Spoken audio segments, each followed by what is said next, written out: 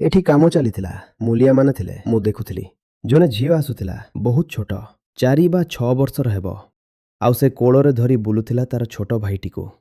ବହୁତ କମ୍ ପୁଅ ଥାନ୍ତି ଯିଏ ଏଇ କାମ କରନ୍ତି।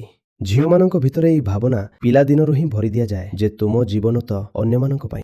ସେ 4-5 ବର୍ଷର ମାତ୍ର। ତା ଦ୍ୱାରା ସେ 6 ମାସର ପିଲାଟି ଠିକ୍ରେ ଉଠୁ ବି ନାହିଁ। ହେଲେ ସେ ତାକୁ ଧରି ଏନେତେନେ ବୁଲୁଛି। ଏବଂ ନାରୀର ଅହଙ୍କାରକୁ ସେବା ସହିତ ବାନ୍ଧି ଦିଆଯାଏ। ତାକୁ କୁହାଯାଏ, ତୁମେ ଜଣେ ବହୁତ ଭଲ ଝିଅ ଯଦି ତୁମେ ଅନ୍ୟମାନଙ୍କ ପାଇଁ ବଞ୍ଚୁଛ। ନାରୀକୁ ତ ଠିକ୍ ଭାବରେ ସ୍ୱାର୍ଥୀ ହେବାର ଅଧିକାର ବି ଦିଆଯାଏ ନାହିଁ।